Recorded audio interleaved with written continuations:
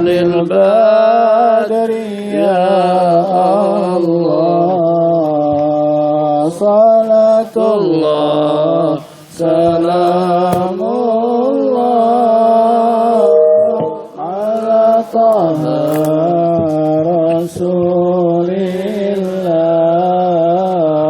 صلاة الله سلام الله على ياسين حبيب الله اللهم صل وسلم وبارك عليه وعلى آله.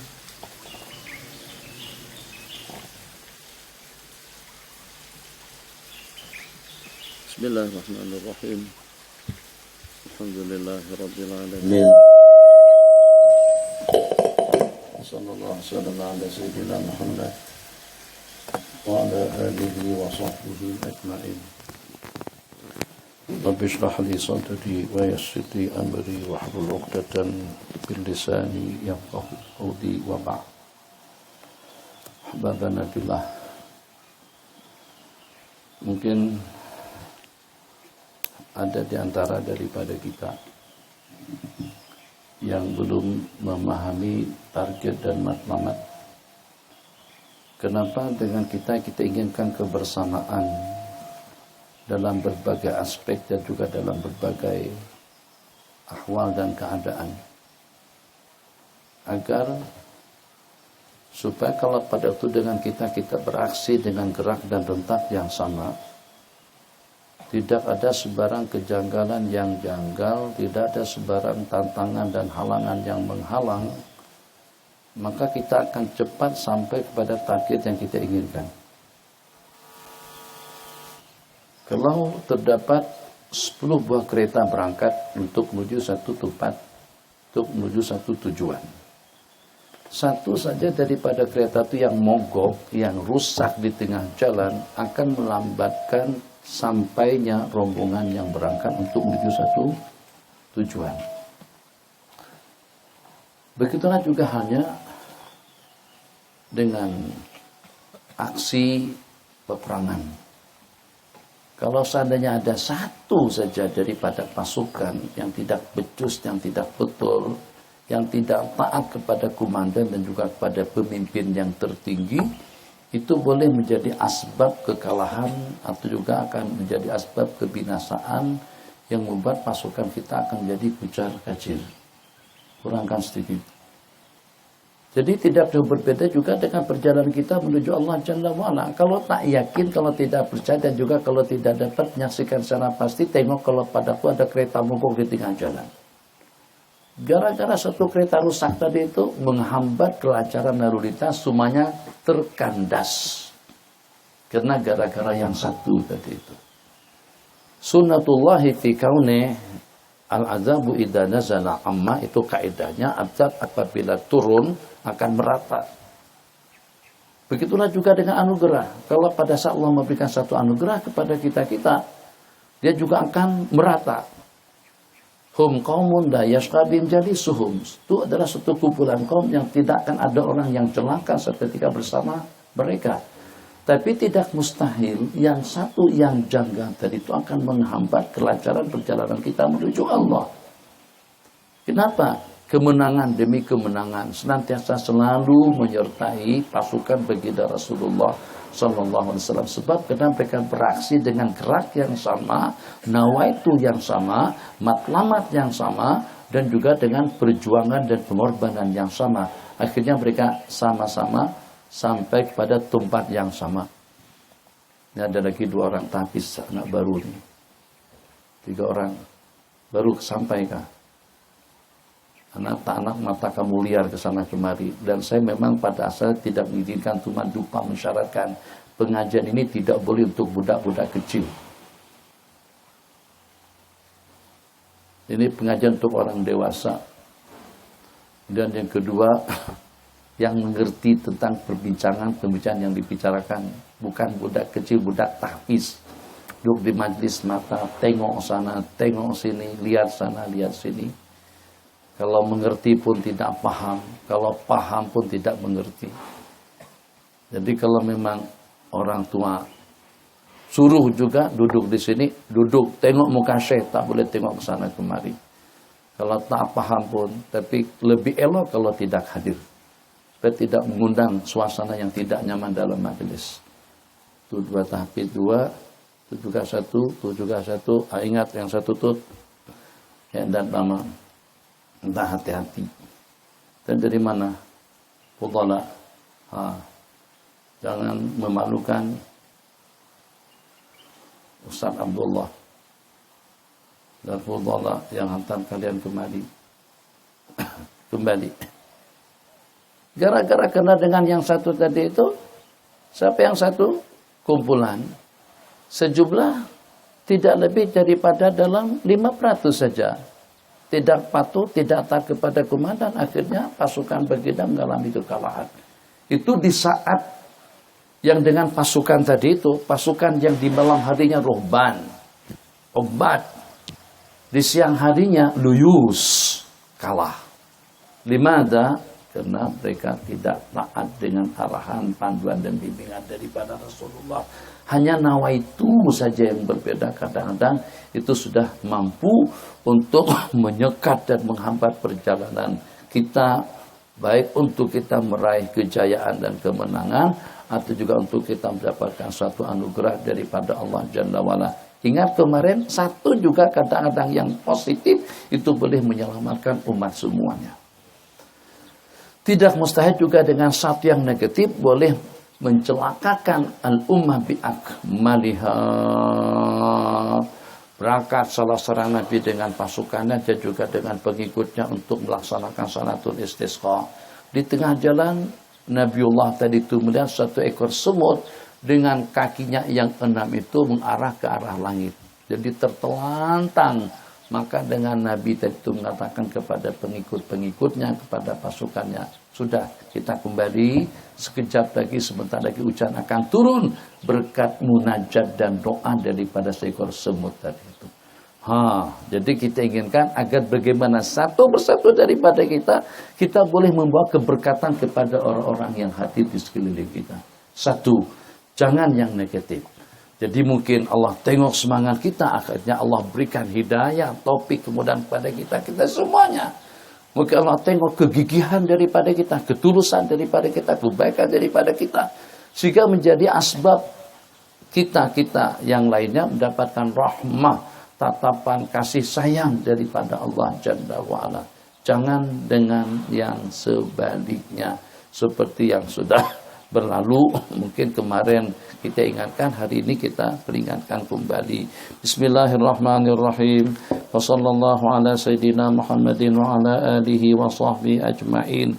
Yaqulu al-imam al-muallifu rahimahullahu ta'ala wa nafa'ana wal muslimina bi'ulumihi bidaraini amin. Babul ghasbi, bab yang menyatakan tentang ghasab, artinya mengambil sesuatu yang bukan kepunyaannya, mengambil sesuatu secara zalim, merampas, mengambilnya secara paksa atau juga secara kekerasan.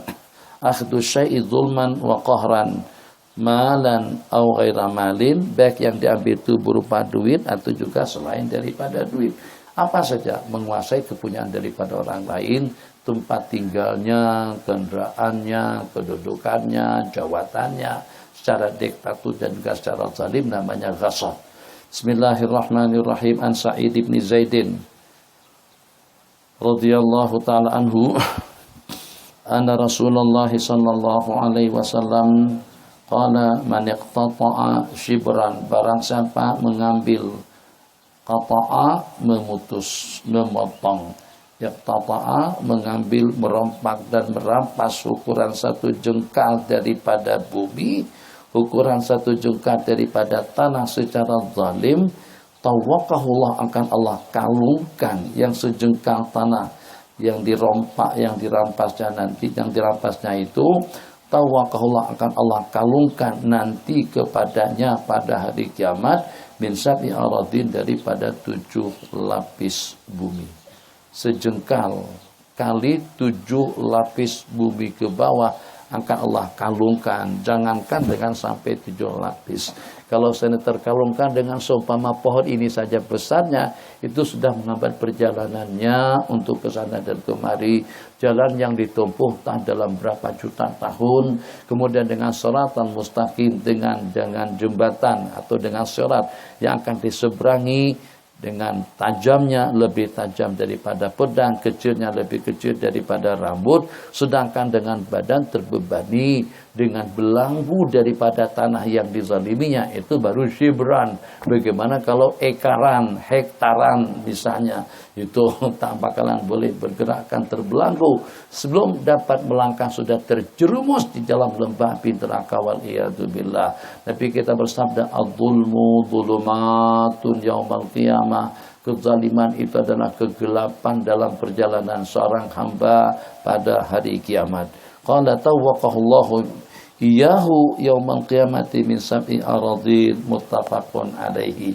Jadi bahasa yang Nabi kita gunakan di sini bahasa yang mudah dipahami, bahasa yang mudah dipelajari. Artinya kalau itu dikalungkan ke lehernya, maknanya akan menghambat leluasa untuk dia berjalan, akan menghambat leluasa dia untuk menuju tempat selamat, akan menghalang leluasanya untuk dia mendapatkan ridha dan maghfirah daripada Allah Jalla wa Ala. Bagaimana kalau pada waktu ada kebakaran, ada musibah, ada bencana yang tidak ada tanggungan, mudah pergerakannya. Jadi kita kalau tak ada bawaan, beg tak ada, tanggungan tak ada, anak tak ada, dah dengan kita melompat langsung. Tapi kalau seandainya ada anak nak melompat lagu mana? Bagaimana kira-kira kalau dengan belanggu yang mengikat, juga dengan kalung yang dikalungkan, seumpama sebesar pohon kelapa, sebesar kelapa sawit sekalipun, yang walaupun ukurannya hanya kira-kira dalam beberapa meter saja, tak akan mungkin dengan kita leluasa untuk kita melompat mengelakkan diri daripada bahaya. Ini bukan dengan ukuran kelapa sawit, tapi dengan ukurannya min sab'i aradin, daripada 7 lapis bumi.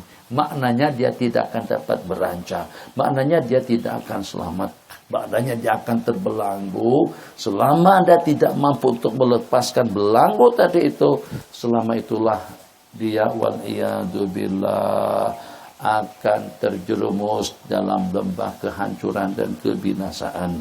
Bismillahirrahmanirrahim. Wa an Anasin radhiyallahu taala anhu anna Nabiyya sallallahu alaihi wasallam kana inda ba'di nisaihi. Sesungguhnya baginda Nabi, coba Masya Allah tabarakallah hormatnya Sayyiduna Anas bin Malik radhiyallahu taala anhu, yang dengan mereka istri-istri baginda, wa azwajuhu ummahatukum, istri-istri baginda itu adalah laksana ibu-ibu kandung kalian. Hormatnya Sayyidina Anas bin Malik, beliau melihat dengan kejadiannya, menyaksikan dengan nyata dan pasti. Yang terbabi itu siapa orangnya, tapi ternyata tidak disebut. Berlaku dengan salah seorang daripada istri-istri baginda. Siapa yang dimaksudkan dengan sebagian daripada istri baginda tadi itu adalah Sayyidatuna Aisyah radhiyallahu ta'ala anha. Sayyiduna Anas tak sebut. Sayyidina Anas tak sebut siapa orangnya. Satu, yang dengan beliau menganggap diri beliau itu adalah sebagai salah seorang daripada karib kerabat daripada keluarga baginda Nabi. Kemudian yang kedua, agar bagaimana aku orang yang dekat, jangan sampai aku menjadi sumber informasi dengan hal-hal yang janggal yang akan mencemarkan kemuliaan, kesucian keluarga baginda Nabi sallallahu alaihi wasallam. Ana Nabiya sallallahu alaihi wasallam kana inda ba'di nisaihi. Tapi bagaimanapun kejadian itu perlu diceritakan, sebab di sana ada ibrah, sebab di sana terdapat pelajaran, sebab di situ ada panduan hukum yang akan membimbing kita, yang kalau pada itu berlaku perkara-perkara seumpamanya. Cerita kena diriwayatkan, tapi dalam waktu yang sama siapa yang beraksi dan siapa yang terbabit itu yang disamarkan, disembunyikan oleh Sayyiduna Anas bin Malik radhiyallahu ta'ala anhu.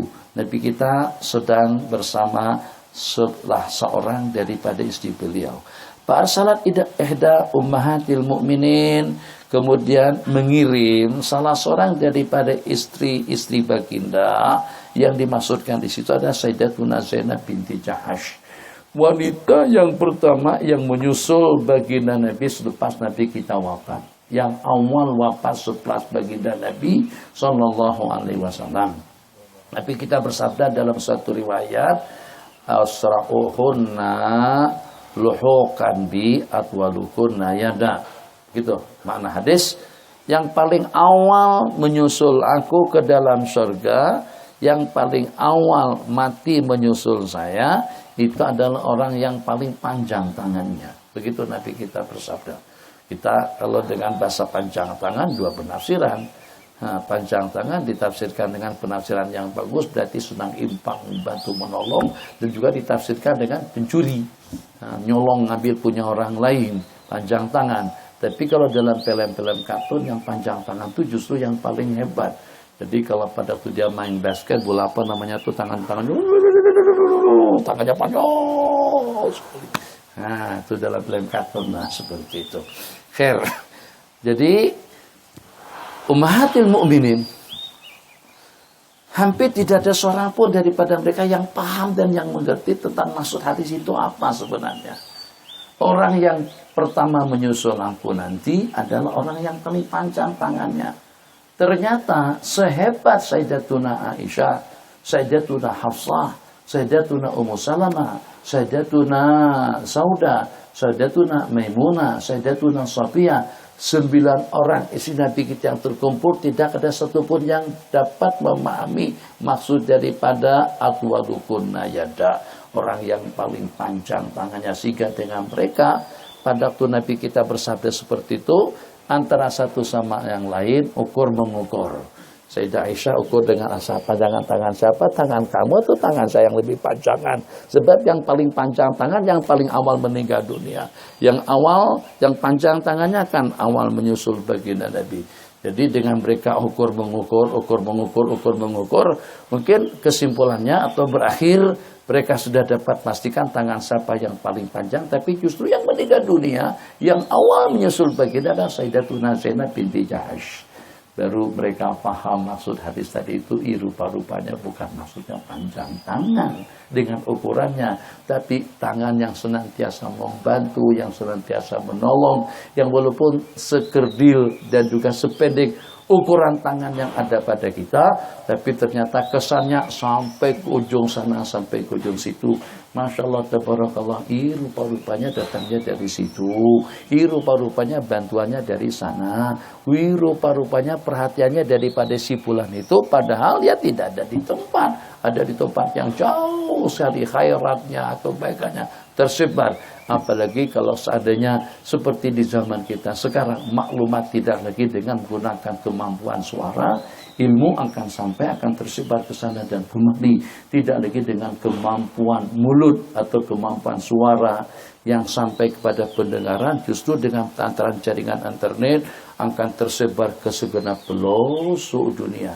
Infak daripada tangan, tumfik yaminuhu, tangan kanan ampakat yaminuhu fa'akhfaha, tangan kanan mengimpakkan sesuatu dan disembunyikannya, sampai dengan tangan kiri tidak mengetahui apa yang telah diimpakkan, apa yang telah dilakukan oleh tangan kanannya. Itu diantara daripada kumpulan yang 7 yang akan mendapatkan naungan aras nanti pada hari kiamat. Impak sedekah secara sembunyi, kata ulama, bidas secara senyap-senyap.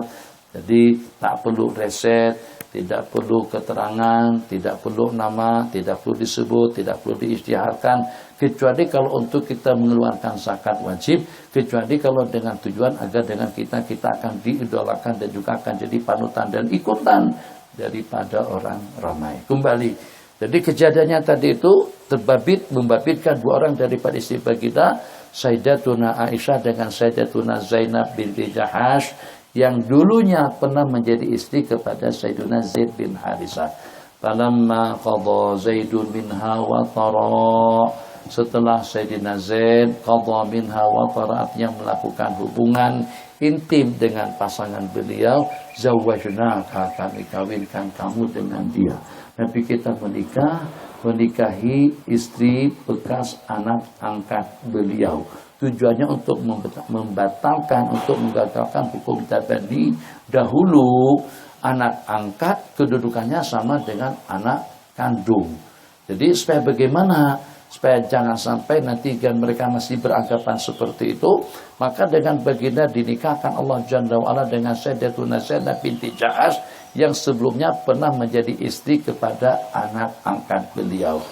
Bekas istri daripada anak angkat atau istri daripada anak angkat yang sudah diceraikannya itu tidak seperti dengan bekas istri daripada anak kandung. Bekas istri daripada anak kandung, Luqman lirik kemana? Biarkan saja tukang kerja situ, kamu jangan urusan dengan tukang. Saya tengok orang, apalagi orang-orang dekat-dekat depan tuh sensitif sangat. Biar tukang buat kerja situ, atau ikut di sini apa lirik-lirik mereka. Belajar, nanti baca lagi adabul ta'lim tuh kena diajarkan secara lebih intensif lagi, belajar lagi, ulang lagi, taklimul muta'lim, ulang lagi, supaya tahu adab di majelis ilmu itu seperti apa. Oke. Allahu Akbar. Jadi kalau dengan bekas istri anak kandung kita dalam keadaan seperti apapun, kita tidak boleh menikahinya. Begitu juga dengan bekas istri bapak. Tidak ada perbedaan hukum bekas istri bapak dengan bekas istri anak, kita tidak boleh menikahinya. Nah, jadi kalau dahulu status anak angkat sama dengan status anak kandung, maka Al-Quran ingin membatalkan, ingin menggagalkan pahaman atau juga kedudukan hukum yang tidak tepat. Maka dengan baginda Rasulullah SAW dinikahkan Allah zawwajnakaha dengan bekas istri anak angkat beliau Sayyidatuna Zainab binti Jahsh. Sayyidatuna Zainab ada dua, ada Sayyidatuna Zainab binti Zam'ah, ada Sayyidatuna Zainab binti Jahsh. Jadi kejadian yang berlaku, salah seorang daripada istri baginda arsalat ma'a khadimin laha biqas'atin biha ta'am, dengan satu dulang yang berisi makanan. Kemana? Ke tempat Sayyidatuna Aisyah radhiyallahu taala anha. Kan wajar-wajar saja, itu juga kebaikan hati daripada Sayyidatuna Zainab. Kebaikan daripada Sayyidatuna Zainab, kebaikan daripada Sayyidatuna Zainab. Jadi alhamdulillah kita punya kebolehan.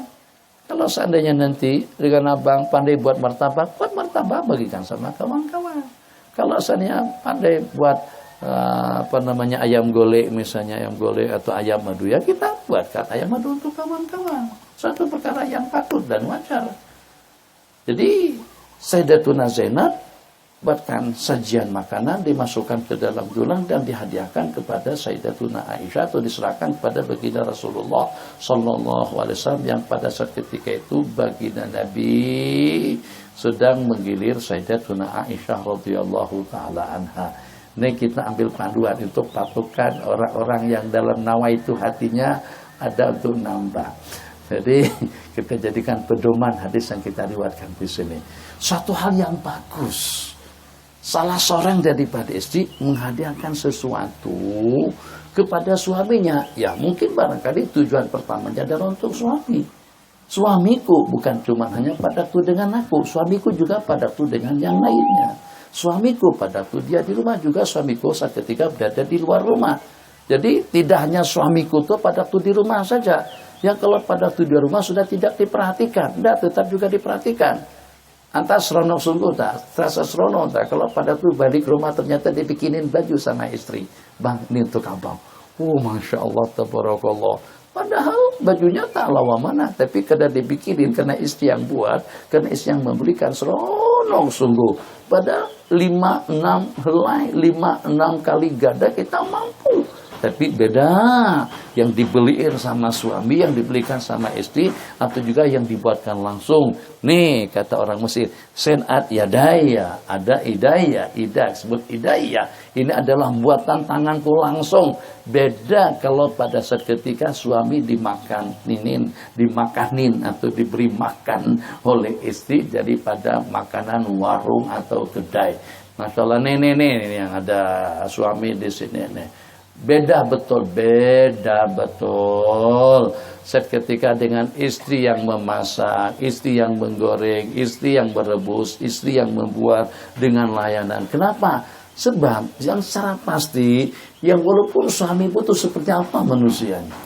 Begitu dengan bahasanya. Seperti apapun suamimu, tepat saja, tetap saja suami Anda itu adalah jalan yang paling cepat untuk Anda mendapatkan rahmah dan untuk kamu mendapatkan surga yang abadi nanti di sisi Allah. Huwa jannatuki au naruki. Suamimu itu adalah surga dan nerakamu. Jadi tidak apa-apalah dengan suami orangnya tak lawangan. Janggut satu helai, hidung pesek, telinga hadapnya ke belakang, rambut lurus seperti jarum. Jadi kalau seandainya diadakan pertandingan, suaminya akan jadi nomor 1 terpilih sebagai orang yang nomor 1 di kalangan suami yang paling utuh.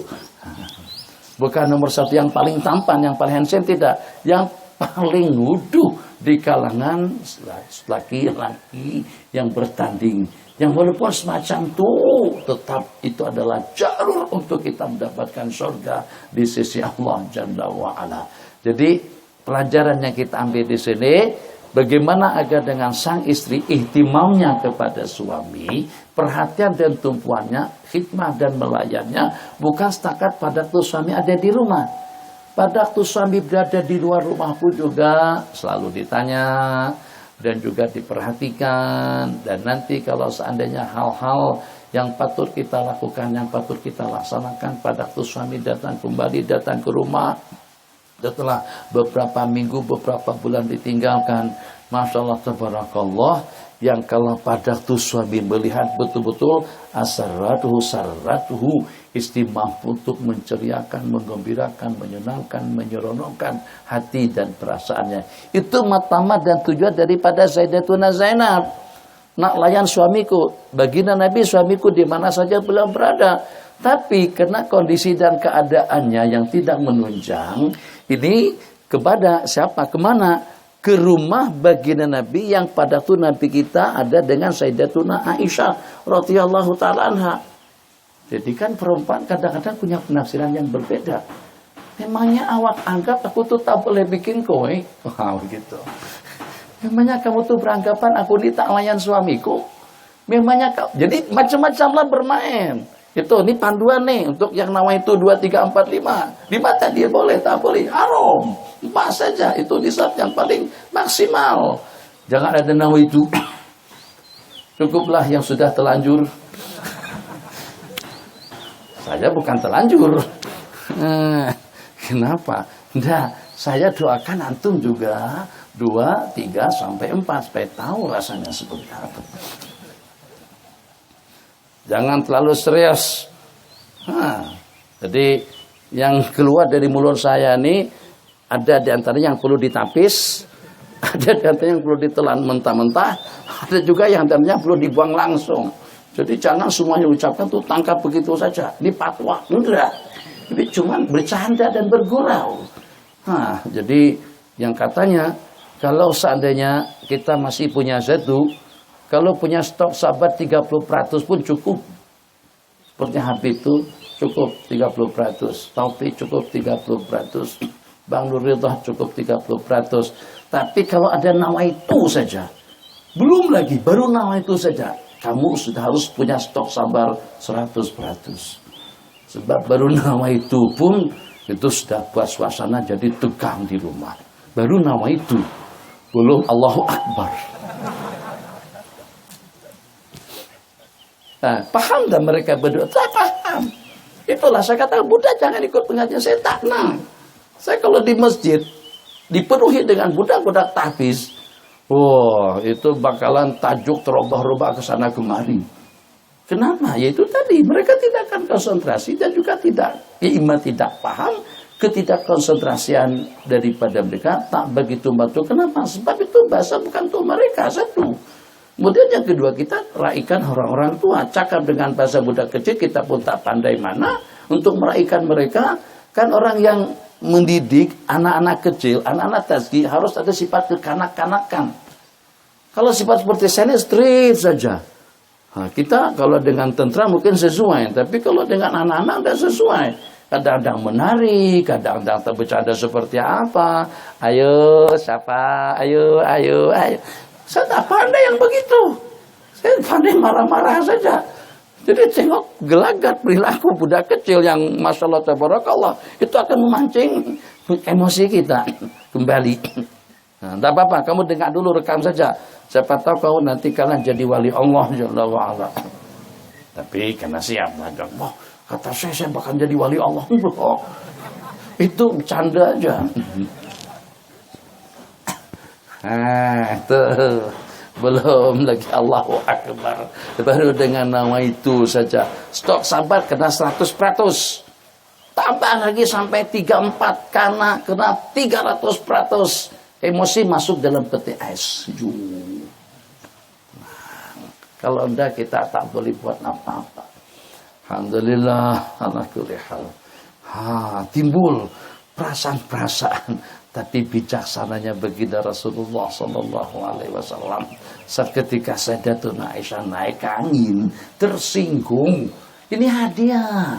Kan sewajarnya, apa sih problemnya, apa masalahnya? Terimalah dengan baik, disantap, dimakan, dan dinikmati. Dapat tak capek apa, tak letih apa, dapat langsung makanan daripada Sayyidatuna Zainab. Tapi bagi orang yang bermadu tak boleh. Kalau dengan kita makruh, bagi orang yang bermadu dosa besar. Tak boleh kamu hadiahkan sesuatu ke rumah aku, sebab itu menyinggung perasaan aku. Kenapa? Ya itulah antara satu sama lain tidak sama. Yang tidak ada rasa cemburu di kalangan istri-istri baginda hanya satu, Sayyidatuna Ummu Salamah radhiyallahu taala anha. Tidak ada rasa cemburu dengan sesiapapun, akur dengan semuanya. Hebat Anda kalau seandainya Allah takdirkan kamu dapat istri yang seperti itu, yang tidak ada rasa cemburu. Ini kadang-kadang istri bukan setakat cemburu dengan madunya, cemburu dengan handphonenya, cemburu dengan kitabnya. Abang nih ngaji melulu. Bukan lagi cemburu kepada madu, cemburu kepada kitab. Buang kitab tuh bang. Kitab itu saja yang dibaca. Itu yang sampai-sampai aku tak berpeluang duduk sekali dengan abang. Duduk kitab itu lagi dibaca, pegang kitab saja. Nah itu dahulu yang jadi madu itu adalah kitab. Sekarang yang jadi madu handphone. Handphone saja, di tahun handphone saja. Nih yang ada, yang bergerak, yang original, yang ada di samping nih yang diperhatikan. Ini perhatikan yang tak bergerak, yang mati itu. Marah dengan handphone. Akhirnya pada waktu senyap-senyap, dia buang handphone kita. Nah, alhamdulillah. Nah, alhamdulillah. Innalillahi wa inna ilaihi raji'un. Handphone abang mana? Udah saya kuburkan bang. Innalillahi wa inna ilaihi raji'un. Babul kasab. Jadi, tengok nih kejadian. Ini jadi patokan dan pedoman kita. Jadi setelah satu dulang makanan tadi itu dihadiahkan kepada baginda Rasulullah sallallahu alaihi wasallam, pihak ta'am fadarabat biyadiha pakasaratil qas'ah. Sayyidatuna Aisyah langsung saja pukul dulang atau tangan perempuan yang bawa dulang tadi itu, maka sampai bersipah keluar semua isinya. Dulangnya pecah, makanannya terhampur. Qala pakasaratil qas'ah fadammaha. Kemudian Nabi kita dengan sejuknya, dengan tabah dan sabarnya, Nabi kita himpunkan makanan yang terhambur itu. Dammaha ay al-qas'ah, fadammaha wa ja'ala fiha at-ta'am wa qala kulu. Wa dafa al-qas'ata sahihatan li Rasul wa habasa al-maksurata. Maaf. Anna Nabiya sallallahu alaihi wasallam kana inda ba'di nisa'i fa arsalat ihda ummahatil mu'minin ma'a khadimin laha. Khadim bukan baginda Nabi yang menghimpunkan. Jadi tangan khadam tadi itu kena pukul oleh Sayyidatuna Aisyah sehingga dengan dulang tadi itu terjatuh dan pecah, makanan itu juga terhambur. Qala fadammaha, maka dia himpunkan, khadam tadi itu yang menghimpunkannya, al-qas'ah wa ja'ala fiha ta'am, kemudian makanan diletakkan kembali ke dalamnya. Wa qala kulu, masih ada ihtimal yang menghimpunkan itu adalah khadam atau juga baginda Rasulullah sallallahu alaihi wasallam, dan Nabi kita persilahkan kepada mereka untuk memakannya. Wadafa al-qas atas sahihata li Rasuli sallallahu alaihi wasallam khadam, betul. Wadafa al-qas atas sahihata li Rasuli wa habasal maksurata. Kemudian dengan kas'ah digantikan makanan tadi dimasukkan ke dalam kas'ah yang bagus, dan itu yang diserahkan kepada baginda Nabi, sementara dengan yang maksurah yang pecah itu ditahan. Riwayat baginda Nabi mengingatkan kepada Sayyidatuna Aisyah radhiyallahu taala anha, beliau mengingatkan, memberikan arahan, ta'amun bi ta'amin wa ina'un bi ina'in. Makanan diganti dengan makanan, bejana juga diganti dengan bejana.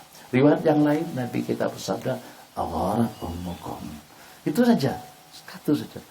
Allah. Nabi kita bersabda, nampak kelihatan cemburu ibu kalian. Itu sudah selesai. Sepatah kata saja. Nabi kita tidak merepek. Apa? Tidak ada langsung. Tidak ada langsung. Nah itu. Kalau boleh begitu, tambah. Kalau tak boleh, tak payah. Kalau menunggu seperti itu, mungkin sampai kiamat kita tidak boleh begitu. Tunggu sampai pada level yang dengan kita pada dalam keadaan yang memang betul-betul mencabar emosi kita. Ternyata dengan kita masih boleh reda lagi. Nabi kita tak marah sedikit pun dengan Sayyidatuna Aisyah, hanya mengatakan, Aisyah tolong digantikan. Talam dengan talam, dulang dengan dulang, gantikan dulangnya. Ibu kalian lagi sedang naik angin. Itu saja. Ibu kalian lagi sedang emosi. Agharat ummukum. Apa Nabi kita merepek memperkatakan kata yang tidak elok? Tidak ada. Apakah Nabi kita menyumpah-nyumpah pun juga tidak ada. Allah Sayyiduna Rasulullah sallallahu alaihi wasallam Sayyidul Anbiya'i wal Mursalin ahsanun nasi khalqan wa khuluqa. Bismillahirrahmanirrahim. Wa an Rafi' ibn Khadijin radhiyallahu ta'ala anhu qala Rasulullah sallallahu alaihi wasallam man zara'a. Jadi tadi itu yang walaupun bukan bab kasab tapi termasuk dalam bab adz-dzulmu dzulumat.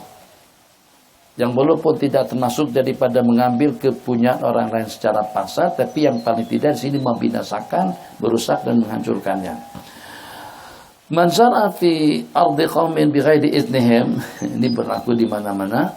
Dulu di Mahat kami di Bogor, kawan-kawan pada tahu, barang siapa bercocok tanam di tanah kepunyaan orang lain tanpa izin. Kita pun juga punya pertimbangan. Daripada terbiar kosong begitu, lebih baik kita manfaatkan.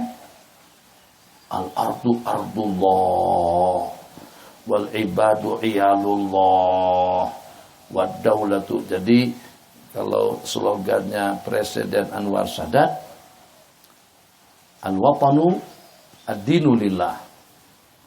Ad-dinu lillah wal watanu lil jami'. Ad-dinu lillah, agama milik Allah. Wal watanu, negara untuk semuanya. Dan dak li kaisar mali kaisar, dak lillahi lillah. Tinggalkan dan serahkan urusan kaisar, urusan raja itu kepada raja-raja yang mengatur, dan serahkan urusan keagamaan itu kepada Allah. Dalam agama kita tidak ada seperti itu. Mali kaisar juga lillah. Malillah itu sudah pasti. Jadi kita tidak boleh memisahkan antara din dengan daulah, antara urusan agama dengan urusan negara. Sebagaimana kita diatur dalam urusan agama, kita juga diatur dalam urusan negara. Kembali, barang siapa bercocok tanam di lahan, di tanah kepunyaan orang lain tanpa izin, falaisa lahu minaz zar'i syai'un wa lahu nafaqatuhu, maka dia tidak mendapatkan sesuatu daripada hasil tanaman yang ditanamnya, dan dialah yang mengeluarkan biaya nafkah dan infaknya. Gambaran salah sederhana, di tanah kosong kita boleh tanam apa saja, jagungnya, pepaya, bahasa sini betiknya, tembikainya, dan juga jenis-jenis sayur menyayur lainnya. Jadi apa saja nak kita tanam boleh, tapi tanah itu bukan kepunyaan kita. dengan tanaman, dengan tanah yang subur, alhamdulillah, masya Allah, tabarakallah, hanya dalam hitungan 3 bulan saja sudah panenan. Maka dengan jagung yang dalam ukuran 3, 4, 5, 6 hektar tanah tadi itu kalau dengan nilainya mungkin sudah sampai sekian ribu RM, sampai sekian juta rupiah, itu miliknya siapa? Semuanya itu miliknya si pemilik tanah. Laisa li'araki zalimi syai'. Tidak ada sedikit manfaat, tidak ada sedikit keuntungan bagi keringat orang zalim. Laisa li'araki zalimi syai'. Jadi Anda bercocok tanam di tanah kepunyaannya siapa? Yang punya tanah itulah yang akan memiliki hasil daripada tanaman yang ditanam. Jadi kalau seandainya diadakan Solo, dia hanya berkewajiban untuk memberikan ganti rugi. Jadi Anda keluar biaya berapa tempo hari, penjagaannya, atau juga pengamanannya, sehingga sampai panen, hitung 3.500 ringgit, serahkan 3.500 ringgit. Keuntungan hasil panen semuanya adalah milik orang yang memiliki tanah. Qala falaysa lahu minaz-zar'i syai'un wa lahu nafaqatuhu. Hadis. Yaqulu rahimahullahu ta'ala wa an Urwata bin Zubair ibn al-Awwam radhiyallahu ta'ala anhu wa an Urwata bin Zubair radhiyallahu ta'ala anhuma qala rajulun min ashabi Rasulillah sallallahu alaihi wasallam inna rajulaini. Salah seorang daripada sahabat Nabi menceritakan terdapat 2 orang laki-laki bertengkar dan kedua-duanya menghadap kepada baginda Rasulullah sallallahu alaihi wasallam fi ardin. Peristiwanya, kejadiannya yang dipertengkarkan, yang disengketakan fi ardin gharasa ahaduhuma fiha nakhlan wal ardul akhar.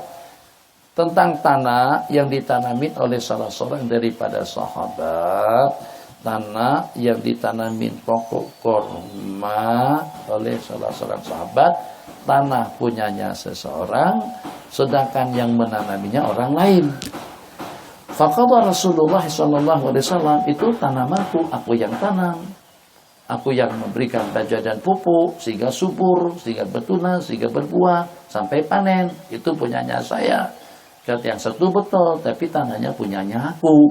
Jadi kalau berlaku keadaan yang seperti itu, bagaimana cara kita menyelesaikannya? Apakah kita katakan kongsian kalian dengan hasilnya? Dikenakan karena mengingat tanahnya punya seseorang, terus pengelolanya orang lain. Jadi masing-masing ada hak. Haknya saya karena saya yang menanam, haknya kamu karena tanah punya kamu. Jadi kalau berlaku yang seperti itu, kira-kira hukum akan memihak kepada siapa? Qala faqadha Rasulullah sallallahu alaihi wasallam bil ardi li sahibiha. Maka Nabi kita putuskan tanaman tadi itu, hasil tadi itu diambil, diserahkan oleh si pemilik tanah. Wa amara sahiban nakhli ayyukhrija nakhlahu wa qala laisa li'irkin zalimin haqqun. Nabi kita perintahkan kepada yang punya tanaman untuk mencabut tanamannya kalau dibangun bangunan untuk menentukan bangunannya. Tapi kalau seandainya katakan saja sudah sampai kepada tahap berbuah, maka hasilnya itu adalah milik si pemilik tanah, sedangkan dengan si penanamnya hanya mendapatkan ganti rugi daripada si pemiliknya. Bismillahirrahmanirrahim. Faqadha Rasulullah sallallahu alaihi wasallam bil ardi li sahibiha. Nabi kita serahkan tanah tadi itu kepada si pemiliknya, dan Nabi kita perintahkan, kurangkan sedikit, dan Nabi kita perintahkan sahibun nahli, si pemilik, si penanam pokok korma, untuk mengeluarkan, mencabut tanamannya. Pokoklah, dan Nabi kita bersabda, laisa li'irkin zalimin, tidak ada hak sedikit pun bagi keringat orang yang zalim. Wa Abi Bakrah radhiyallahu ta'ala anhu anna Rasulullah sallallahu alaihi wasallam, kurang lagi, qala fi khutbatihi yauman nahar, pada hari yang ke-10 di Mina, cukup. Qala inna dima'akum, sesungguhnya darah-darah kalian, wa amwalakum, harta-harta kalian, alaikum haramun, haram ke atas kalian semuanya, dima'akum, a'radakum, ajsamakum, darah-darah kalian, harta kalian, kehormatan kalian diharamkan ke atas kalian semuanya, seperti kehormatan dan keharaman hari kalian ini, di tempat kalian ini, di bulan kalian ini, di bulan Dzulhijjah, fi syahrikum hadza fi baladikum hadza muttafaqun alaihi. Jadi keharaman Ibish, nama baik, kehormatan, marwah daripada seseorang itu tidak jauh berbeda dengan dirinya dan juga tidak jauh berbeda dengan hartanya. Sebagaimana dengan kita tidak boleh menzalimi, tidak boleh menyakiti, tidak boleh mengganggu kenyamanan, ketentraman, ketenangan daripada seseorang. Kita juga tidak boleh mengganggu atau tidak boleh mencemarkan nama baiknya. Kehormatan al-a'rad sama dengan kehormatan al-amwal wal anfus. Sebagaimana kita tidak boleh mencercanya, tidak boleh menyakitinya, tidak boleh mengganggunya, kita juga tidak boleh mengganggu, mengambil, merugikan harta dan keuangannya. Qala Rasulullah sallallahu alaihi wasallam, haramun ka hurmati yaumikum hada fi syahrikum hada fi baladikum hada muttafaqun alaihi. Bismillahirrahmanirrahim. Bab syuf'ati, beranjak kepada tajuk yang berikutnya. Babu asyuf'ati, bab syuf'ah. Syuf'ah kalau dengan definisinya hakku tamalukin qahriyin yasbutu lisyarikil qadim ala syarikil hadis. Hak kepemilikan yang secara paksa sabit kepada pengungsi lama ke atas pengungsi baru. Jadi dengan Bang Sanusi jual tanah yang terkongsikan dengan saya kepada Lukman. Lukman orang mana? Kulim, Tanjung Malim, Perak. Beliau penulis setetangga dengan saya dan pada waktu itu sama-sama dapat hadiah daripada seseorang untuk dapat warisan. Sebagian mengatakan tidak ada konsen kalau pada waktu kita dapat hadiah, ada konsen kalau pada waktu kita dapat warisan atau pada waktu kita sama-sama membelinya. Kita simpulkan saja terkongsikan rumah tanah antara saya dengan Bang Sanusi. Atau lebih kurangnya katakan saja seperti rumah yang ada di sini, rumah ini tetangga. Ikut mazhab ulama Hanafiyah, ada juga syubhatul jiwar untuk memahami bahasa hukum yang dibahasakan dalam hadis. Jadi ini ada beberapa unit rumah sana, asrama sana, katakanlah semuanya di rumah, bukan asrama. Ada 4 buah unit rumah, 1, 2, 3, 4, semuanya dengan yang ada di sini. Allah, beberapa waktu yang lalu, lokasi ini ditawarkan kepada kami bertiga. Saya, Bang Hafiz dengan Bang Sanusi. Dan kami beli dengan uang tunai senilai tidak kurang daripada dalam 1,5 juta total semuanya. 4 unit bangunan. Allah, berarti hak Sanusi ada sepertiga, hak saya ada sepertiga, haknya Bang Hafiz juga ada sepertiga. Secara senyap-senyap Bang Hafiz di Seremban alu dengan kawan-kawan dari Seremban atau dengan grup Facebooknya.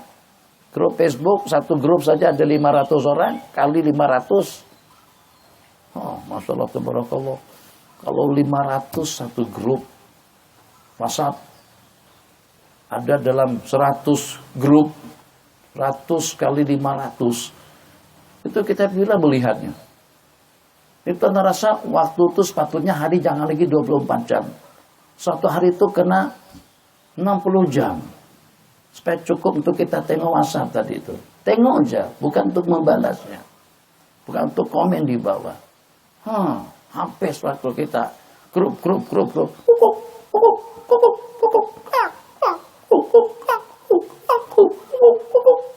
Sepanjang 24 jam masuk. Jadi dengan kita, ya Allah ya Rahman Rahim, padatnya, sibuknya. Kembali pada cerita, dapat kumpulan, dapat individu yang siap untuk membeli haknya Bang Hafiz yang sepertiga tadi itu dengan nilai sekian duit. Masya Allah, tabarakallah. Yang secara pasti tidak diketahui. Atau seandainya sudah kita agi-agikan, kalau kita sudah bagi Dari sini sampai ke sana bagian saya, sana sampai ke situ bagian Habib, sana bagian Bang Sanusi.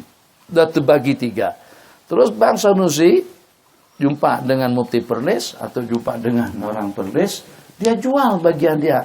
Sebab dia nak pelagakan saya dengan Mufti di sini. Dia tahu saya begaduh sejak dari lama. Gaduh dalam perbincangan lah. Hello. Jadi dia tawarkan kepada Mufti Perlis, tak payah tahu kamu siapa Mufti Perlis. Dia pun mau. Sebab dia akan jadi tetangga dengan saya. Dan nanti Bang Sanusi biar begaduh gitu. Itu tidak lagi dari jauh ke jauh sekarang biar pendekatan rumah. Bagaimana mereka ima nyawa itunya agar mereka akur, ima nanti agar dengan mereka musnah kedua-duanya. Bagus tidak bagus, yang penting ternyata orang tadi itu tawar mahal. Dia tawar 1 juta. 1 juta. 2 juta. Anak beli, dia beli 0,5 juta aja. 2 juta. Untuk bagian yang seperti kata itu. 2 juta. Tapi itu kan memudaratkan syekhuna. Kata syaitan, mudarat dikit jah. Nanti bagi syekhuna sebagu kau itu senyam dia bilang nanti tancakan macam-macam. Tapi ini kan orang lain. Banjari perlisi, begaduh nanti. Kalau perlisi sama perlisi tak ada masalah. Sementara kalau sudah beda nanti takut kalau akan berlaku suasana yang tidak nyaman. Bagaimanapun ceritanya, yang secara pasti Bang Sanusi kah, Bang Hafiz kah, jual bagian yang sepertiga tadi itu kepada orang lain. Berarti kami berdua sekarang akan dapat tetangga warga lain. Jual sama orang Jepun, Jepun sini. Hai. Eligatu. Tahu lah bahasa hai. Yang paling banyak menyebut nama Allah hai itu adalah orang Jepun. Hai ya hayu ya kayyum. Hai, hai, hai. Maksudnya yang maha hidup itu adalah Allah. Hai. Angguk lagi, hai, masyaallah tabarakallah. Jadi akhirnya kami berdua terpaksa hai juga. Dulu tidak pernah angguk-angguk begitu. Karena sekarang orang Jepun sudah masuk ke lokasi kita, akhirnya kita terbawa dengan budaya Jepun. Istri kita pun teringin juga pakai baju kimono atau apalah dengan. Nah, itulah pengaruhnya. Syukur-syukur masih pakai baju lagi. Kalau tetangga kita yang baru masuk tadi itu pakainya bugil setengah telanjang, turun ke situ, Allahu Akbar. Syukur-syukur kalau kita hanya setakat tengok. Kadang-kadang pengaruhnya luar biasa. Sehari luar biasa. 2 hari jadi biasa. 3 hari jadi ikutan. 4 hari dan perkara dan apa-apanya. Luar biasa mungkarnya, luar biasa komplainnya. Biasa. 3, 4. Coba pada waktu kita tengok. Kalau awal-awal kita tengok komplainnya setengah mati. Itu bahasa sana. Kalau sini komplain gila. Kalau sana sebut komplainnya setengah mati. Komplain betul. Arab tak boleh. Ini apa? Ini mungkar. Ini maksiat. Minggu-minggu pertama. Minggu kedua ada reda. Minggu ketiga sudah nengok dia. Masya Allah. Masya Allah. Lumayan juga ya. Kalau dulu dalam Astro saja. Dulu dalam Facebook. Ini tayangan langsung nilai. Ini semua jadi. Ini pemandangan. Masya Allah. Tabarakallah. Dulu tengok perempuan pakai bugil itu cuma hanya daripada Facebook atau juga daripada tontonan. Ya ini depan mata kepala. Masya Allah, tabarakallah. Allah dah jadi biasa dah. Kenapa? Katakan saja seperti pada waktu kita depot. Biasa dah kita ternampak benda-benda pakaian yang seperti itu. Dulu haram. Astagfirullahaladzim. Langsung berwudu. Basuh muka. Tuh. Masa balik dari Mekah, basuh muka, cuci mata, haram. Tapi setelah setahun, kira kata setan, tak boleh buat kan, darurat kan. Itu sudah tidak boleh mengelak kan. Tidak boleh mengelak. Kamu tak sengaja buat. Kamu tak anak, kamu tak ada nawa itu. Itu benda datang secara tidak dikehendaki. Darurat itu bihul mahzurat. Setan bisikan lagi dengan kaidah hukum. Darurat itu bihul mahzurat. Coba kalau kamu pajang begitu, nanti kamu kejeduk tembok, luka kamu, itu bahaya. Menghilangkan diri daripada bahaya wajib. Berarti kamu tengok dia hukumnya wajib. Kacau bilau. Tuh cerita. Kita kembali kepada syubhat dulu supaya paham bab syubhat itu seperti apa. Jadi pada saat Bang Sanusi jual bagian dia kepada sesiapa saja, berarti kami ada pengungsi baru, itu namanya syarik jadid, syarik hadis, ada syarik kadim. Kami disebut pengungsi lama, pengungsi. Kami 3 berkongsi. Hak milik kepemilikan di tangan kami bertiga. Pada waktu salah satu daripada kami nak menjual, sepatutnya tawarkan kepada 2 pengungsi dulu. Kalau nak jual bagian anta tawarkan kanan, tapi dia tahu tawarkan kanan anta banyak duit. Paling anak kata 500 juta 600, anak bagi untung 100.000. Banyak 100.000. Tawarkan kepada Cina berani beli 2 juta, untungnya 1,5 juta. Kalau tak ada iman memang kita lepaskan kepada Cina. Melayu, tidak ada riswah, tidak boleh tipu menipu, bagi untungnya sedikit. Makanya tenda-tenda kenapa jatuh kepada mereka? Sebab yang berani main duit bukan Melayu, mereka. Kalau Melayu mau bersaing, kena main duit juga. Baru dapat tenda daripada kerajaan. Satu, mengganggu ketenangan kami berdua saat ketika dijual kepada orang lain.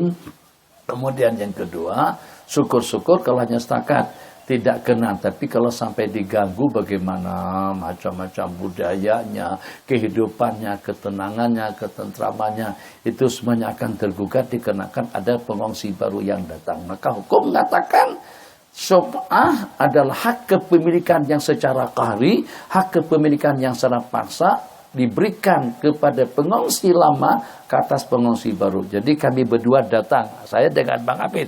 Hei Cina, selamat jalan. Awak beli berapa tanah itu? Dijual berapa sama Bang Sanusi? 3 juta. Kami berdua keluarkan uang 1,5 juta, 1,5 juta untuk menggeser orang Cina tadi itu supaya tidak bertapak di tempat kita. Itu namanya hak syubhah. Tapi dengan catatan Bang Sanusi jual haknya dia kepada orang luar tanpa sepengetahuan kami berdua atau sebelum ditawarkan kepada kami. Kalau udah ditawarkan kami tak mampu membeli, itu haknya dia jual dengan sesiapa saja. Jadi kita tidak boleh menjual hak kongsian atau rumah setetangga dengan sesiapa saja. Kalau ikut mazhab Imam Abu Hanifah dan Nu'man rahimahullahu ta'ala, saya tidak boleh menjual rumah saya, melainkan setelah saya tawarkan kepada tetangga dekat terlebih dahulu. Tetangga dekat tidak ada yang mampu, tidak ada yang berminat, baru saya boleh jual kepada orang lain. Kalau saya jual tanpa sepengetahuan mereka, tetangga saya punya hak untuk membatalkan penjualan tersebut. Berapa dijual, dia bayar, kemudian dengan penjualan tadi itu akan diambil. Itu namanya syubhah. Al-mutalabatu bisyubhah, menuntut hak syubhah, mengambil kepemilikan atau sesuatu yang sudah menjadi hak milik orang lain daripada kongsi dia ambil secara paksa dengan menggantikan uang senilai duit yang diberikannya. Qadha Rasulullah sallallahu alaihi wasallam bi syubhati fi kulli ma lam yuqsam. Nabi kita memutuskan hak syubhah pada tiap harta kongsian yang belum diakih-akihkan. Yang sebelum dibagi-bagi, kalau sudah dibagi sudah tidak ada hak. Jadi kami bertiga membeli secara berkongsi. Tapi kalau masing-masing sudah dipilih-pilah, Bang Sanusi ngambil yang sebelah sini, saya yang di tengah, Bang Hafid yang sebelah pojok sana. Itu kalau seandainya saya jual bagian saya tidak ada masalah. Tapi sewajarnya lah, kalau ikut mazhab jumhur tidak ada masalah. Ikut mazhab Hanafi masih ada hak syubhah jual. Karena kita setetangga. Fa'idha waqatil hudud, apabila tanah tadi itu sudah dilot-lot, sudah dikapling-kaplingkan, sudah ada batasannya, ujung sana, ujung sini, patok sana, patok sini. Kalau tanah yang terkongsikan, pada waktu kita membelinya kita 5 orang, pada waktu itu tanahnya adalah 10 ekar, terus kita bagi masing-masing 2 ekar. Udah ada sempadan, udah ada batas. Berarti kita sudah punya kebebasan. Idza waqatil hudud, wasurrifatit turuq, ditasrif, dijalurkan jalanan. Tasrif asal maknanya sarrafa, mentasrifkan, menjalankan, memberikan laluan. At-turuq pada syubhata, maksudnya kalau sudah diagi-agikan, kalau masing-masing sudah ada ketentuannya, jalur jalannya, dari mana ke mana, mundan mandirnya daripada mana ke mana. Kalau sudah ada pembagian, pembatasan yang seperti itu, pada syubhata menurut ulama jumhur. Riwayat asyubhatu fi kulli syirkin. Syubhah itu pada tiap kongsian, fi ardin, rai'in, pada tanah atau juga kebun. Qala rai' diartikan dengan dar, rumah. Au haitin, kebun, la yasluh wa biladin la yahillu ayyabi'a. Pengongsi yang berkongsi tidak boleh menjualnya atau bagiannya kecuali setelah dia tawarkan kepada kongsiannya terlebih dahulu. Kang Sanusi, anak-anak jual rumah. Kalau anta ada minat, anda lepas rumah anak ke anta. Kalau anta tak ada minat, anak akan jual kepada Bang Hafiz, kepada kawan-kawan, dan saya tawarkan. Saya akan tawarkan melalui Facebook. Ada yang minat, tafadhal, dipersilakan. Bismillahirrahmanirrahim. Wa fi riwayat Tahawi, Imam Tahawi ini asalnya murid Imam Syafi'i, tapi pada akhirnya beliau kembali kepada mazhab Imam Abu Hanifah dan Nu'man. Qadha Nabi sallallahu alaihi wasallam bi syub'ati fi kulli syai' wa rijalu thiqat, dan ini yang diambil oleh ulama Hanafiyah. Jadi bukan hanya syub'atu syirkah yang terkongsikan, tapi juga berlaku dengan tetangga, syub'atul jiwa, tetangga. Fi kulli syai' apa saja. Jadi misalnya seperti kereta, kita beli kereta karena kita tidak cukup duit, akhirnya kita kongsian dengan kawan. Alhamdulillah, separuh-separuh keluar, masing-masing keluar duit 3.000. Dia 3.000, kita 3.000, 2.000, 4.000. Hamzah dapat kres, dapat satu buah motor bagus, kongsian antara anak dengan Bang Taufik, kongsi. Terus Bang Taufik menjual sama Bang Ghazali, boleh, tanpa sepengetahuan anak tidak boleh. Kalau dijualnya juga, saya akan tuntut. Berapa dijual sama Bang Taufik? 2,5 juta, ambil uang 2,5 juta, maka dengan motor jadi hak milik saya sendirian. Begitu juga dengan kereta. Kereta, rumah, motor, tanah, kebun, ikut riwayat yang di sini bikul syai'. Qala wa an Anas bin Malik, riwayat daripada Sayyiduna Anas bin Malik radhiyallahu taala anhu, qala Rasulullah sallallahu alaihi wasallam, diingatkan dan juga tolong diingati. Tolong diingatkan dan diingati, ingin membudayakan pada saat kita menyebut nama salah seorang daripada sahabat, siapapun sahabat Nabi kita itu, atau nama salah seorang daripada sahabiah, siapapun wanita itu, kita sebut dengan Sayyiduna, dengan Sayyidatuna. Saya perhatikan Habib Mahatta dengan Imam Ghazali, menurut Sayyiduna Imam Ghazali dalam percakapan beliau. Bagus kita ada seperti itu. Sebab yang seperti apapun keadaannya, yang kita sebutnya adalah nama salah seorang dari ahli surga secara pasti. Takkan kita sebut Aisyah saja. Saya dengar rekaman-rekaman daripada TV Hijrah, daripada TV 9. Aisyah pada saat ketika bersama Aisyah tuh ente saja mau disebut ustazah. Seandainya boleh sampai lontaran saya akan saya lontar, balingkan batu ke TV itu kalau saya sampai kepada orang yang berucap Aisyah, atau juga dengan Hafsah seperti itu. Tapi kalau saya baling pun batu ke arah TV-TV-nya yang hancur. Orang yang bercakap itu tak tahu menahu. Nah, nanti untuk antum lah. Jadi kita belajar. Kadang-kadang saya pun juga tersilap juga. Habib sering saya dengar pada hari pertama atau hari yang kedua tentang menceritakan Sayyidatuna Allahumma shalli ala Sayyidina Muhammad, nak kawin dengan Sayyidah Aisyah atau dengan siapa yang jadi dari siapa kemarin itu tersebut, ada pada Nabi kita ditawarkan untuk 2 orang. Jadi yang menjadi dalalah, tukang tunjuk, yang jadi perantara, nak yang jandakah atau nak yang masih darah. Jadi dengan Ummu Ruman, Sayyidatuna Ummu Ruman. Jadi mungkin kita tak sedar atau juga entah tidak terbiasa atau seperti apa. Hatta sebagian guru-guru kita di Ma'had sana pun juga selalu menyebutnya seperti itu. Jadi kita robah budaya itu budaya yang dengan kita saja keberatan kalau disebut dengan nama panggilan. Bang Lukman saja sebutlah Bang Lukman, Bang Hafiz, Bang Sanusi, Bang Ghazali, Ustadz Ghazali. Rata-rata mereka yang menyampaikan itu mesti disebut Ustadz. Kalau udah ada Ustadznya, komplain dia. Hei Ustazah. Untuk. Bukan abang, belakang. Untuk. Hah? Ayo. Jadi dihadapkan dengan suatu keadaan yang tidak ada cara yang menyelamatkan diri kecuali dengan cara berbohong. Tapi ternyata dia tetap jujur. Itu orang yang dikatakan shadiq. Orang yang jujur.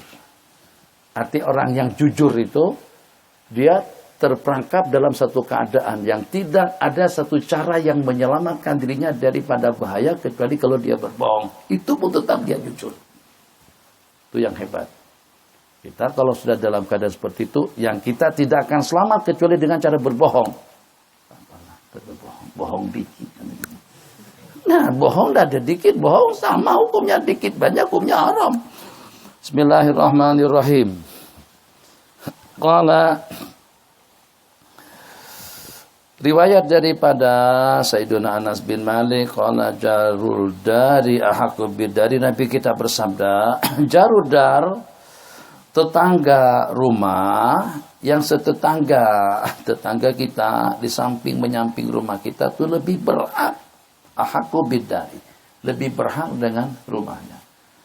Jadi tetangga rumah kita lebih berhak dengan rumah kita daripada orang lain. Maka dengan kita sebelum menawarkan rumah kita itu kepada sesiapa saja, kita tawarkan kepada tetangga kita terlebih dahulu. Nah ya alhamdulillah, kalau tidak ada masalah. Baru kita jual kepada orang lain. Yang walaupun kemampuan mereka sangat-sangat terhad dan terbatas, tapi paling tidak hormatnya, dan siapa tahu ternyata mereka mampu untuk membelinya.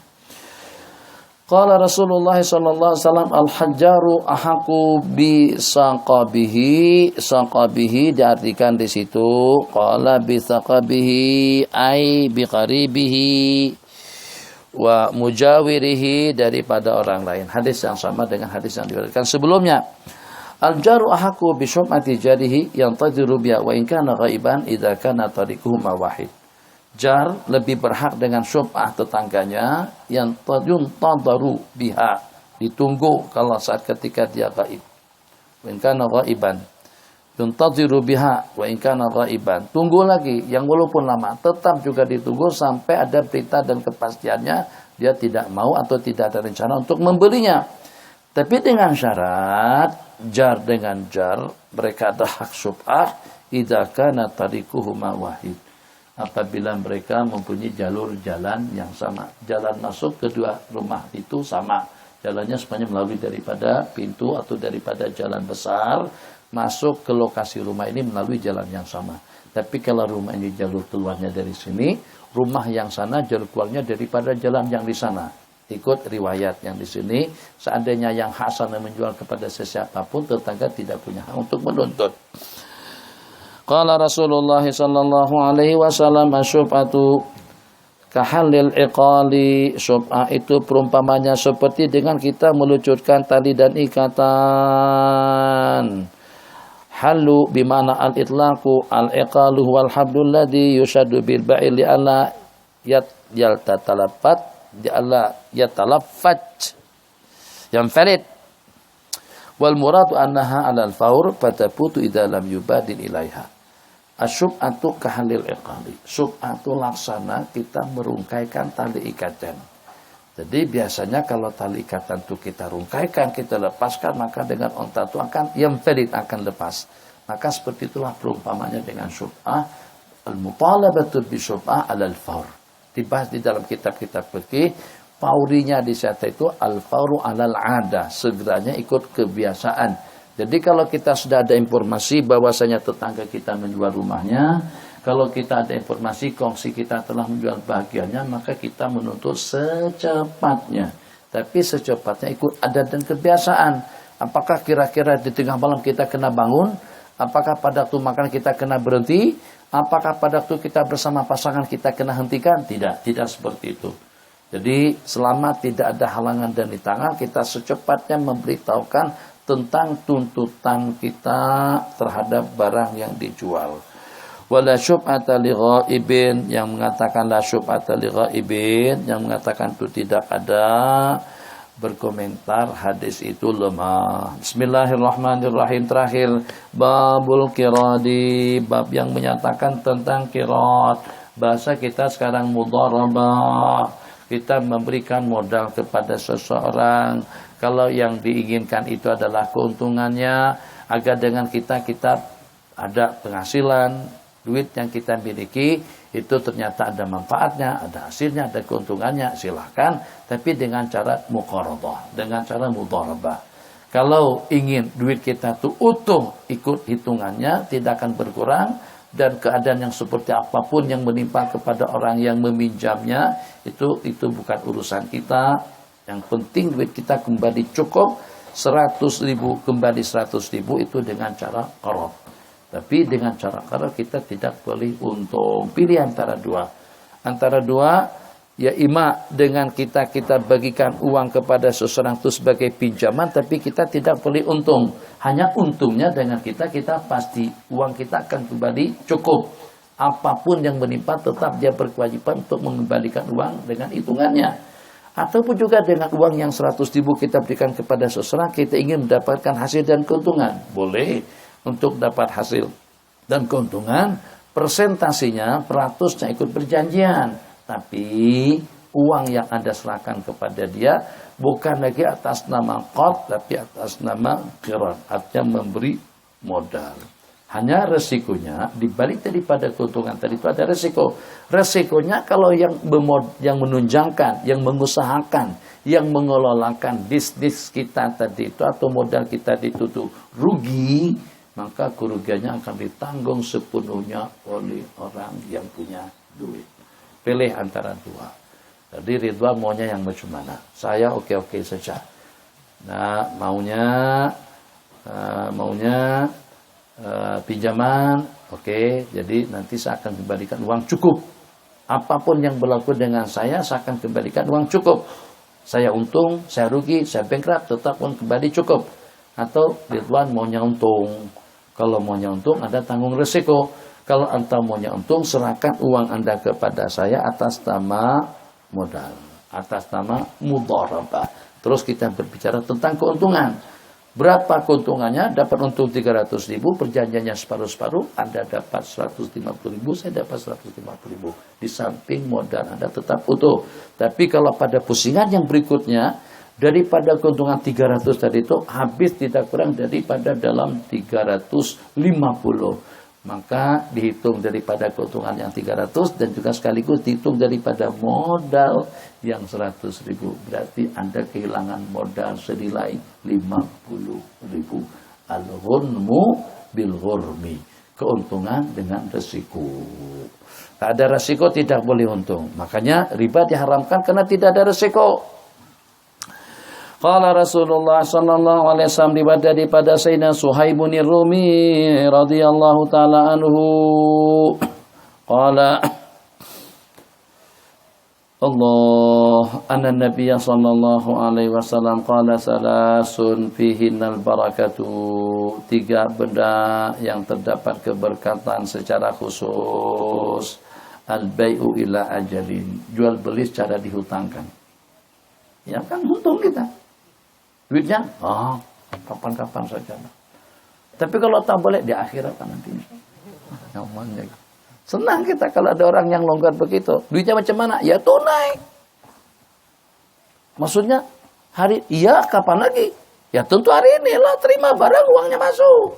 Tidak ada besok, tidak ada nanti. Haji jangan begitu. Tidak ada. Haji. Jangan haji. Haji begitu muamalahnya, begitu transaksinya, begitu cara bisnisnya. Sama haji ya kena tunai. Berutang tak ada, berutang beli sana. Susah. Tapi kalau ada duit, eloklah cash saja lah kalau ada duit. Kalau tak ada duit yang jadi masalah. Kalau ada duit senang. Biar tak kaya orangnya tak kaya. Mana kita tak terlalu menghayalkan agar jadi orang kaya. Tapi kita menghayalkan tiap segala keperluan kita ada uang. Tiap ada keperluan kita ada duit. Mau ke Mekah ada duit, mau kawin ada duit. Mau apa saja ada yang mau. Senang hidup begitu. Ya kan? Mau makan, ada makanannya. Mau kawin, ada yang mau. Ada calonnya. Mau kawin tidak ada calon, gimana? Habdana min azwajin. Mana azwajin belum kawin lagi. Tapi baca doa yang macam tu. Ya, mustaqbalan. Okey lah kalau mustaqbalan. Habdana min azwajina wa dzurriyyatina. Jadi kata mereka, Azwajina itu siapa sih maksudnya? Kamu kan sendirian saja. Anugerahkan daripada istri-istri kami. Kami belum kawin lagi. Wa dzurriyyatina, kamu belum dapat zuriat lagi. Malaikat.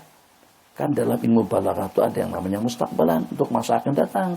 Maksudnya kalau pada saat ketika aku punya istri, pada waktu aku punya zuriat dan keturunan, alhamdulillah. Nak beli pesawat, ada duit. Nak beli apa saja, ada duit. Yang walaupun nggak kaya, tapi ada duit. Senang. Pikir sendirilah macam mana caranya. Salasun fihinal barakatu, 3 perkara yang diberkati oleh Allah, 3 perkara yang terdapat keberkatan daripada Allah Jalla wa'ala. Al-bai'u ila ajalin, menjual dengan cara berhutang, wal muqaradatu, qirat, memberikan modal, memberikan andil, saham, dan luasa keuangan kepada seseorang, wa khaltus burri bisyairi lil baiti lalil bai'i, dan mencampur baur antara gandum dengan gandum, antara gandum bur dengan gandum syair untuk keperluan rumah, bukan untuk dijual. Kalau itu dijual berarti ada unsur penipuan. Allah. An Hakim ibn Hizam, daripada Sayyidina Hakim bin Hizam yang berusia 120 tahun, 60 tahun fil Islam dan 60 tahun selepas Islam, 60 tahun di zaman jahiliyah, 60 tahun setelah beliau masuk Islam. Beliau dipersani oleh baginda akan senantiasa bernasihat. Wan Hakim ibn Hizam radhiyallahu ta'ala anhu annahu kana yashtaritu 'ala ar-rajuli idza a'tahu malan muqaradatan. Beliau mensyaratkan kepada seseorang apabila beliau kasihkan duit sebagai modal, antaj alamali fi kabidin radbatin. Jadi kata beliau, saya bagi awak modal, tapi dengan duitku, ala taj'al mali fi kabidin radban. Jangan kau gunakan untuk Anda berniaga binatang. Kabidin radbah. Nabi kita bersabda pikul kabidin radbatin sadaqah. Jadi tiap membeli binatang yang hidup itu sedekah. Jangan dagang ayam, dagang kambing, itu terserah. Anak kasih modal tapi kamu dagang paku saja. Sebab semen sudah banyak, besi sudah banyak, bata sudah banyak, pasir sudah banyak, kerikil sudah banyak. Yang tak ada dagang paku, kamu dagang paku saja. Boleh. Dia syaratkan seperti itu. Karena syarat la taj'al fi mali fi kabidin radbatin, kabid yang basah maksudnya hidup. Yang kedua, wala tahmilu fi bahrin, dan jangan bawa barang daganganmu naik kapal laut, takut kalau bahaya, takut kalau tenggelam. Wala taziru bi fi batin masirin, dan jangan kau letakkan pada saluran banjir. Fa in fa'alta syai'an min dzalik faqad dhaminta limali. Saya kasih modal. Orang yang mengasih modal, seandainya si pengelola tidak ada taksir sedikit pun terus dimakan api, gempa bumi, kehilangan, kerugiannya itu sepenuhnya ditanggung oleh orang yang punya modal.